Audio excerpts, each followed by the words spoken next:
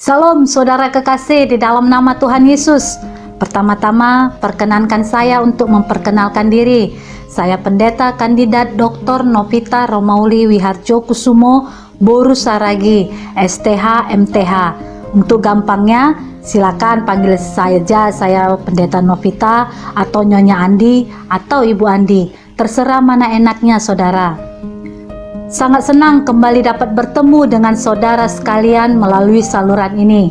Pagi hari ini saya akan berbagi pesan firman Tuhan yang akan mencakup tentang kekudusan dan kelayakan serta ingin membawa saudara untuk merenungkan kebaikan Bapa kita di surga dan juga Bapa kita di bumi.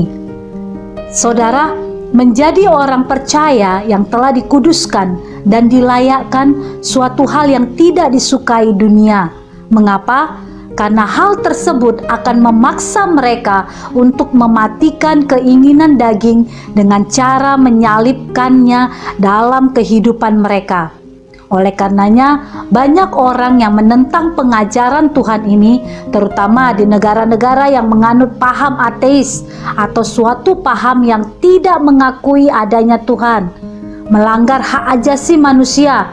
Begitulah seruan mereka dengan lantang untuk menentang keberadaan Tuhan. Apa jadinya bila paham tersebut merasuki negara atau keluarga kita yang merupakan unit terkecil dalam tataran hidup bernegara? Sudah pasti akan ada kekacauan tatanan moral dalam kehidupan sehari-hari. Sungguh sangat berbahaya saudara. Di sisi lain, Tuhan mengatakan dalam Alkitab bahwa kita masing-masing telah menerima Yesus sebagai Tuhan dan Juru Selamat adalah orang kudus saat itu juga. Mengapa? Karena Tuhan sendiri telah membenarkan dan melayakkan kehidupan kita. Amin. Dia membuat kita menjadi benar dengan kebenarannya sendiri, menguduskan kita dengan darah Yesus, memisahkan kita untuk dirinya sendiri dan membuat kita menjadi kudus. Amin saudara. Yang kudus adalah arti kata kudus secara harfiah. Jadi menurut Tuhan, jika saudara dilahirkan kembali, ini adalah identitas saudara yang sebenarnya. Saudara adalah salah satu dari orang-orang sucinya. Amin. Saudara memang orang suci. Demikian juga kita semua di dalam tubuh Kristus. Itulah sebabnya Tuhan dapat mengatakan kepada kita seperti yang Dia lakukan dalam 1 Petrus 1 ayat 16. Sebab ada tertulis, kuduslah kamu sebab aku kudus. Kita memiliki kekuatan untuk melakukannya. Kita bisa menjadi kudus di luar karena kita sudah dikuduskan di dalam. Amin. Tentu saja menjadi kudus bukan berarti kita tidak pernah mengacau atau berbuat salah. Konsep ini datang dari dunia. Menurut saya, hanya orang mati yang tidak mengacau atau berbuat salah, saudara. Kekudusan menandakan pemisahan bagi Allah dan melakukan segala sesuatu sesuai dengan kehendak Allah. Itu merujuk pada pengabdian kepada Allah dan menjadi harta khususnya untuk keluar dari kegelapan dunia dan mengutamakan Dia sehingga Dia dapat bersekutu dengan saudara dan menjadi Tuhan dalam hidup saudara. Amin. Inilah yang diinginkan Tuhan bagi umatnya sejak awal saudara. Inilah yang ada dalam pikirannya ketika Dia menciptakan Adam dan Hawa. Ingat bagaimana dalam Kejadian 3, Ia biasa turun di hari yang sejuk untuk bersekutu dengan mereka di Taman Eden. Dia melakukan itu karena Dia ingin memiliki hubungan khusus dengan mereka. Dia ingin mereka menjadi keluarganya untuk mempercayai firman-Nya dan menaatinya, sehingga Dia dapat menjadi sumber persediaan berkat mereka dan mereka dapat menikmati kehadirannya selamanya. Amin saudara. Sayangnya Adam dan Hawa memutuskan menginginkan sesuatu yang lain. Mereka mendengarkan iblis memilih untuk berdosa, dan setelah itu mereka tidak ingin berbicara dengan Tuhan lagi. Mereka bahkan tidak ingin berada di hadirat-Nya. Sebaliknya, mereka lari dan bersembunyi darinya, saudara. Bahkan saat itu, keinginan Tuhan tidak berubah. Hatinya masih ingin sekali memiliki ciptaan yang dihususkan baginya. Dia masih bermimpi memiliki umat yang akan menjadi harta berharganya, yang akan mendekat kepadanya, sehingga dia bisa mendekat kepada umatnya. Dia bahkan membuat jalan bagi orang Israel untuk melakukan itu di bawah perjanjian lama. Setelah dia membawa mereka keluar dari Mesir, dia berkata sebagaimana dicatat dalam Keluaran 19 ayat 4-6. Kamu sendiri telah melihat apa yang kulakukan kepada orang Mesir, dan bagaimana aku telah mendukung kamu di atas sayap Raja Wali dan membawa kamu kepadaku. Jadi sekarang, jika kamu sungguh-sungguh mendengarkan firman-Ku dan berpegang pada perjanjian-Ku, maka kamu akan menjadi harta kesayangan-Ku sendiri dari antara segala bangsa, sebab Akulah yang empunya seluruh bumi. Kamu akan menjadi bagiku kerajaan imam dan bangsa yang kudus. Inilah semuanya firman yang harus kau katakan kepada orang Israel. Saudara, harta berharga Tuhan bukanlah emas atau berlian atau permata. Di surga, Dia membuka jalan-jalan dan membangun tembok itu. Harta sejati Allah adalah orang yang taat. Keinginan terbesarnya adalah memiliki putra dan putri yang akan berjalan bersamanya dan melakukan apa yang Dia katakan, sehingga Dia dapat memanifestasikan dirinya dalam kehidupan mereka dan menjadi seorang bapa bagi mereka, sehingga Dia bisa menjadi El Shaddai mereka dan menjadi segala yang mereka butuhkan. Amin. Saudara, orang yang baik ingin melakukan hal yang baik. Kegembiraan terbesar mereka datang dari memberi kepada orang lain, dan itulah cara Tuhan. Hatinya rindu mencurahkan berkat pada setiap orang, terutama anak-anaknya. Amin.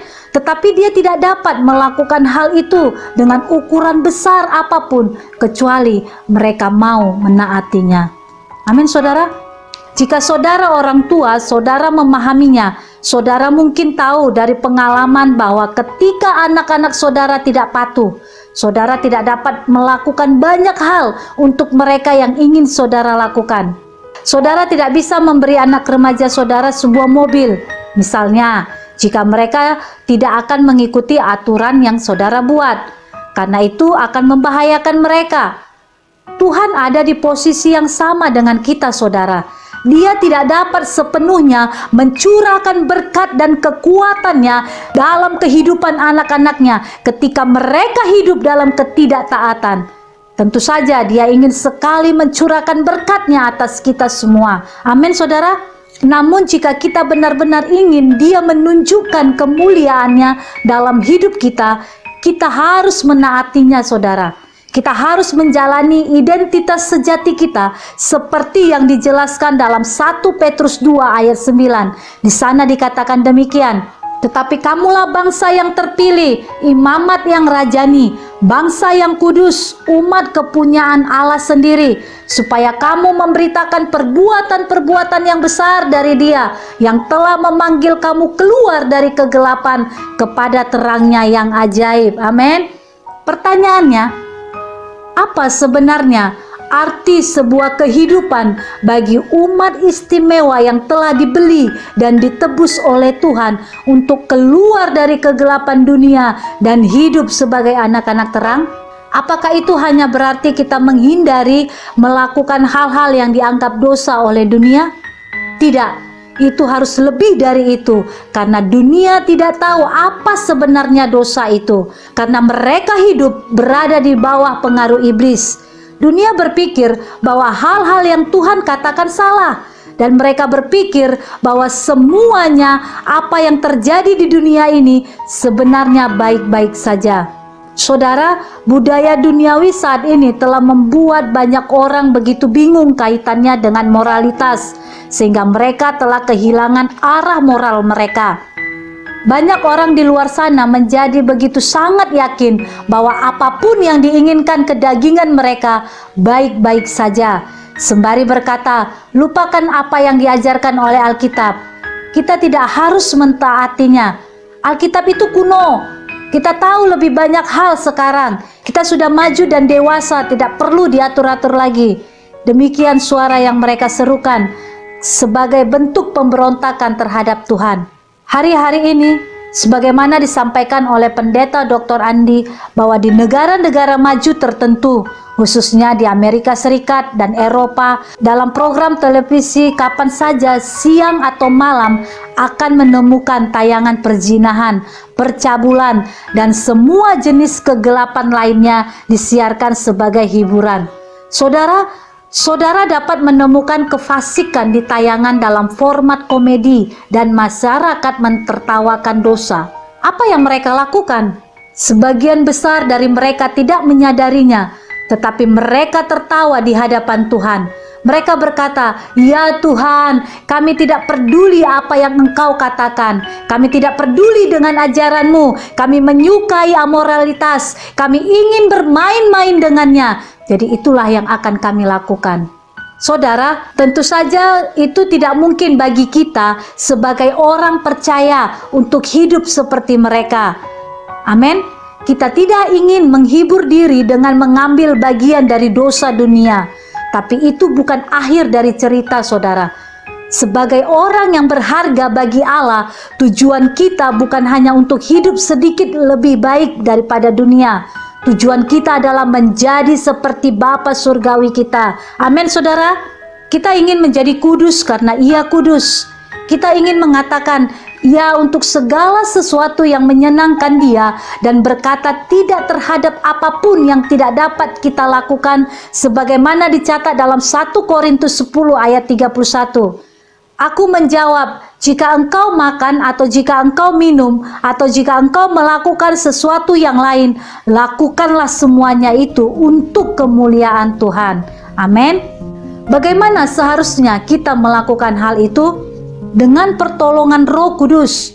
Dia ada di dalam diri kita setiap saat untuk membimbing kita dan memberitahu kita apa yang harus dilakukan, saudara. Dia ada dalam kehidupan kita untuk mengingatkan kita tentang apa yang firman Tuhan katakan dan mendorong kita untuk mematuhinya. Amin. Mengikuti Roh Kudus artinya hidup kudus, saudara.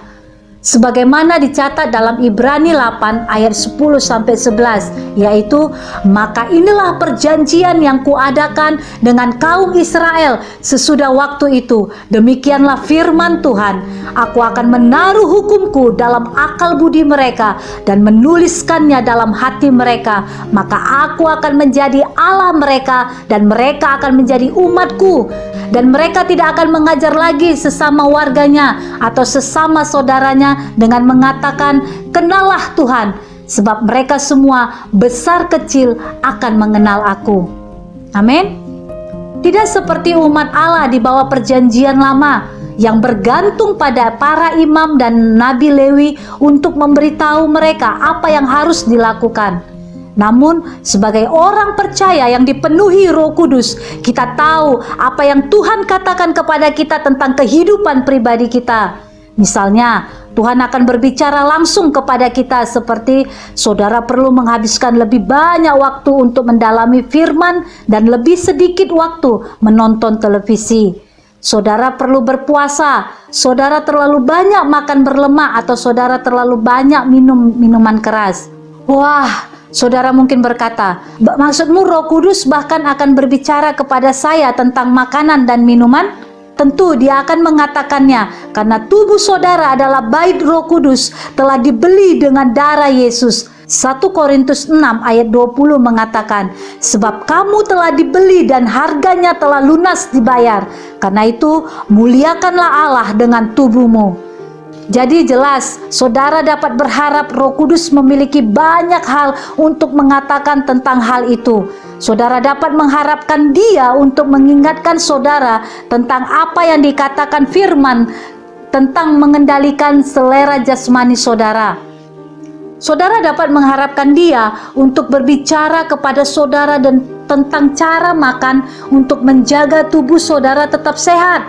Saudara bahkan dapat mengharapkan Dia untuk berbicara tentang hal-hal yang dapat saudara lakukan secara fisik yang akan membantu saudara berjalan lebih dekat dengan Tuhan. Saya ingat suatu kali dia berbicara kepada saya tentang hal tersebut ketika saya berpuasa.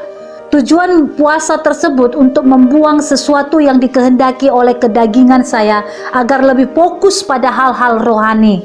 Selama menjalankan puasa, Pendeta Andi dan saya sedang dalam perjalanan pelayanan yang jauh dengan mengendarai Vespa. Dan Roh Kudus mengingatkan saya bahwa ketika kami sedang dalam perjalanan, saya harus menghindari makan makanan berlemak saat saya berpuasa. Dalam perjalanan yang jauh dengan mengendarai Vespa, saya sering melihat makanan yang enak. Namun saya harus berjuang untuk tidak mengikuti keinginan daging saya. Hal tersebut membutuhkan pengorbanan besar, saudara. Saya berkomitmen untuk menjauh dari makanan tersebut selama berpuasa. Selama beberapa hari pertama itu sulit, namun Roh Kudus menolong saya untuk menyelesaikan jadwal puasa saya hingga selesai. Demikian juga dengan Pendeta Andi. Minuman favoritnya dulu adalah bir. Tiada hari tanpa bir, saudara. Setiap hari harus ada bir di kulkas. Siang bir, malam bir, sehingga hari-harinya dipenuhi dengan bir sebagai minuman kegemarannya. Namun apa yang terjadi ketika dia mulai rajin berpuasa untuk mengalahkan kedagingannya? Setelah kira-kira 1 bulan, keinginannya untuk hal-hal itu mulai berkurang. Dan keinginan dia untuk hal-hal kaitannya dengan Tuhan semakin kuat, saudara. Demikian juga dengan saya. Hanya dengan mengikuti pimpinan Roh Kudus, kami mengalami hasrat yang lebih besar terhadap kehadiran Tuhan. Kami mendekat kepadanya dan dia mendekat kepada kami. Dalam Yakobus 4 ayat 8, saudara nanti bisa baca Alkitab saudara. Itu hanya contoh kecil bagaimana Roh Kudus membantu kita hidup sebagai harta istimewa Allah.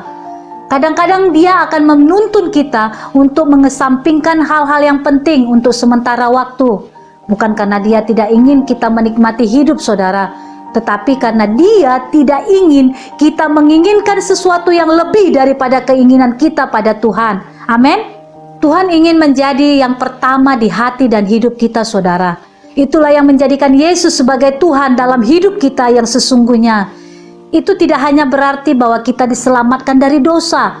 Itu berarti bahwa Yesus adalah kepala kita dan kita adalah tubuhnya. Bahwa kita sangat setia kepadanya sehingga apapun yang dia perintahkan agar kita lakukan, kita melakukannya. Amin, saudara. Bahkan jika kedagingan kita tidak menyukainya, bahkan jika itu tidak nyaman atau sulit, kita melakukan apa yang Yesus katakan karena dia adalah Tuhan. Tapi Pendeta Novita, itu kedengarannya tidak terlalu menyenangkan. Apa Anda sedang bercanda? Tidak ada kesenangan yang ditawarkan daging atau dunia ini yang bahkan dapat dibandingkan dengan sensasi apa yang dimiliki Yesus bagi kita, terutama sekarang. Saudara, kita hidup di hari-hari terakhir yang dinubuatkan oleh Alkitab. Tuhan akan melakukan beberapa hal besar di bumi dan Dia merencanakan kita untuk menjadi bagian darinya. Dia berencana untuk menunjukkan kemuliaannya melalui kita dalam tanda-tanda keajaiban, penyembuhan besar, dan mujizat. Amin, saudara. Ini adalah waktunya, saudara. Tuhan akan mengumpulkan ke kerajaannya panen terakhir, jiwa yang besar, dan dia tidak akan melakukannya melalui sekelompok orang Kristen yang suam-suam kuku, yang setengah matang dan setengah hati. Dia akan melakukannya melalui mereka yang telah menjawab panggilannya untuk menjadi kudus karena dia kudus. Supaya dengan demikian ia menempatkan jemaat di hadapan dirinya dengan cemerlang tanpa cacat atau kerut atau yang serupa itu, tetapi supaya jemaat kudus dan tidak bercacat. Efesus 5 ayat 27. Orang-orang yang telah dia panggil dari dunia dan telah dipisahkan dari dirinya, yaitu saudara dan saya serta kita semuanya, kita menjadi harta berharganya yang spesial, orang-orang kudus yang hidup dari Allah yang hidup. Amin. Siapakah Bapa kita? Saudara, Bapa kita adalah seorang perencana. Sebelum dia menciptakan, dia merencanakan semua orang dan segala sesuatunya.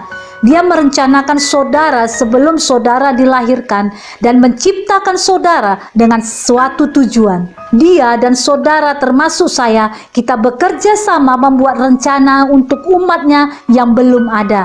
Yesaya 46 ayat 10-11 mengatakan, yang memberitahukan dari mulanya hal yang kemudian dan dari zaman purbakala apa yang belum terlaksana, yang berkata, keputusanku akan sampai dan segala kehendakku akan kulaksanakan, yang memanggil burung buas dari timur dan orang yang melaksanakan putusanku dari negeri yang jauh. Aku telah mengatakannya, maka aku hendak melangsungkannya. Aku telah merencanakannya, maka aku hendak melaksanakannya. Saudara, Bapa kita merencanakan semuanya terlebih dahulu, lalu mewujudkannya. Segala sesuatu memiliki tujuan dan Dia membagikan kepada saudara dan saya, kepada kita apa yang Dia ingin kita lakukan. Amin. Apakah itu mengingatkan saudara kepada Bapa ketika kita akan melalui hal-hal sulit tertentu? Keputusan kita untuk mematuhinya membantu kita mengikuti rencananya. Sebagaimana ketika Tuhan Yesus berada di Taman Getsemani dengan murid-muridnya. Mereka semua berkumpul dengan apa yang Bapa katakan kepada mereka, apa yang akan terjadi. Sebagaimana dicatat dalam Matius 26 ayat 36-39. Di sana dikatakan demikian. Maka sampailah Yesus bersama murid-muridnya ke suatu tempat yang bernama Getsemani. Lalu ia berkata kepada murid-muridnya, duduklah di sini, sementara aku pergi ke sana untuk berdoa. Dan dia membawa Petrus dan kedua anak Zebedeus sertanya. Maka mulailah ia merasa sedih dan gentar. Lalu katanya kepada mereka, hatiku sangat sedih, seperti mau mati rasanya. Tinggallah di sini dan berjaga-jagalah dengan aku. Maka ia maju sedikit, lalu sujud dan berdoa katanya, ya Bapakku, jikalau sekiranya mungkin, biarlah cawan ini lalu daripadaku, tetapi janganlah seperti yang ku kehendaki, melainkan seperti yang kau kehendaki. Ketika kita membuat keputusan untuk mengikuti rencana Bapa kita, Dia memberi kita kekuatan dan membantu kita melakukannya. Mengapa? Karena saudara dan saya adalah super kids, anak-anaknya yang dikasihinya. Ketika saudara memutuskan untuk patuh, Bapa saudara akan lebih dapat membantu saudara juga. Amin. Bapa senang punya rencana dan mereka ingin saudara mengikuti jejak mereka. Dia akan membantu saudara melakukan apa yang benar. Saudara, fokus Bapa membantu saudara agar tetap fokus, bahkan dalam situasi yang sulit. Saudara, sangat sulit baginya untuk memalingkan mukanya dari saudara, tetapi ia harus melakukannya. Jadi saudara harus mengikuti petunjuknya. Yesaya 50 ayat 5-7 mengatakan, Tuhan Allah telah membuka telingaku dan aku tidak memberontak, tidak berpaling ke belakang. Aku memberi punggungku kepada orang-orang yang memukul aku dan pipiku kepada orang-orang yang mencabut janggutku. Aku tidak menyembunyikan mukaku ketika aku dinodai dan diludahi. Tetapi Tuhan Allah menolong aku, sebab itu aku tidak mendapat noda. Sebab itu aku meneguhkan hatiku seperti keteguhan gunung batu, karena aku tahu bahwa aku tidak akan mendapat malu. Karena saudara fokus pada rencana Bapa, Dia bisa menjadi juru selamat saudara. Panggillah Bapa ketika saudara membutuhkan bantuan untuk fokus pada apa yang Bapa minta dari saudara. Apapun yang diminta oleh Bapa bisa kita lakukan. Amsal 4 ayat 25 mengatakan, biarlah matamu memandang terus ke depan dan tatapan matamu tetap ke muka. Amin. Saudara, Bapa adalah seorang guru. Pernahkah saudara memperhatikan bahwa Bapa selalu berusaha mengajari saudara sesuatu? Bapa hanya ingin mengajar. Apa yang saudara dapatkan, saudara mempelajarinya dari Bapa. Amsal 4 ayat 4 mengatakan, aku diajari ayahku, katanya kepadaku, biarlah hatiku memegang perkataanku, berpeganglah pada petunjuk-petunjukku, maka engkau akan hidup. Yang terakhir, Bapa adalah seorang penyemangat. Apakah Bapa seorang penyemangat? Apakah saudara seorang pendengar? Apakah saudara mendengarkan dorongan? Semakin banyak saudara mendengarkan, semakin banyak saudara akan mendengar. Amin. Amsal 4 ayat 20-22 berkata, "Hai anakku, perhatikanlah perkataanku, arahkanlah telingamu kepada ucapanku. Janganlah semuanya itu menjauh dari matamu, simpanlah itu di lubuk hatimu, karena itulah yang menjadi kehidupan bagi mereka yang mendapatkannya dan kesembuhan bagi seluruh tubuh mereka." Amin. Saudara, Bapa menciptakan manusia menurut gambarnya sendiri dan keinginannya agar anak-anaknya berhasil. Amin. Bapa saudara mungkin tidak sempurna, tetapi dia memiliki keinginan yang diberikan Tuhan untuk melakukan pekerjaan Bapa dengan baik.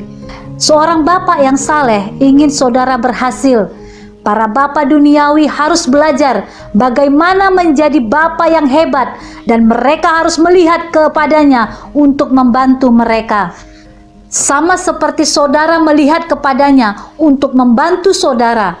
Jangan marah ketika bapa saudara membuat kesalahan atau memberontak saat dia memimpin, mengoreksi, dan mengajari saudara.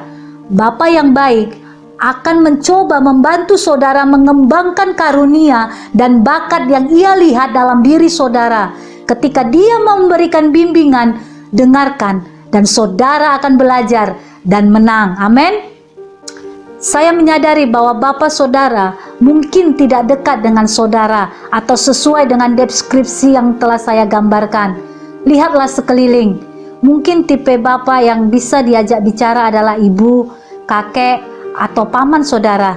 Jika saudara adalah anak muda tidak memiliki bapa seperti saya, saudara selalu dapat meminta bantuan kepada saya. Berdoalah untuk bapak atau orang seperti bapak dalam hidup saudara, karena doa bapak sangat besar pengaruhnya dalam kehidupan saudara. Amin. Cintailah Yesus. Terima kasih Yesus untuk firman-Mu yang luar biasa itu. Saudara, saya hadir pagi ini bersama saudara untuk mendorong menghargai bapak saudara. Saudara beruntung karena masih memiliki bapak biologis di bumi ini, bila dibandingkan dengan saya yang tidak memiliki bapak biologis lagi. Namun demikian, saya mengucap syukur karena Tuhan memberikan Pendeta Andi sebagai suami dan bapak saya. Jadi saya juga menghormati dia. Bagi saya dia adalah gambaran yang indah dari Bapa surgawi. Banyak yang telah diberkati oleh kehidupan dan pengajaran kebapakannya. Tuhan Yesus memberkati. Mari kita berdoa. Kami mengucap syukur Tuhan buat hari ini kami telah mendengarkan firman-Mu ya Tuhan. Kami percaya kasih-Mu lebih besar ya Bapa. Kasih-Mu begitu besar dalam kehidupan kami. Engkau melayakkan kami untuk memanggil Engkau Bapa. Dan biarlah kasih-Mu senantiasa memenuhi kehidupan kami. Kasih-Mu yang sempurna itu memenuhi kehidupan setiap kami ya Tuhan. Sehingga kami mampu untuk mengasihi Bapa kami yang ada di dunia ini. Sebagaimana yang ada yang Tuhan sudah berikan kepada kami. Mari Tuhan Engkau memberkati setiap Bapa bapak-bapak yang ada ya Tuhan. Biarlah mereka menjadi bapak-bapak yang takut akan Tuhan, yang memiliki figur seperti Engkau ya Bapa, sehingga setiap kami anak-anak muda yang rindu dan haus memiliki gambar diri seorang Bapa, mereka dapat menemukan kasih Bapa itu dalam kehidupan Bapa yang ada di dunia ini. Terima kasih Tuhan. Berkati seluruh para pendengar ya Tuhan, dimanapun mereka berada. Engkau memberkati mereka, berkati pekerjaan mereka, berkati rumah tangga mereka, berkati kehidupan mereka di dalam nama Tuhan Yesus. Terima kasih Bapa. Terima kasih. Kami berdoa dan mengucap syukur. Haleluya. Sama-sama kita katakan amin. Tuhan Yesus memberkati.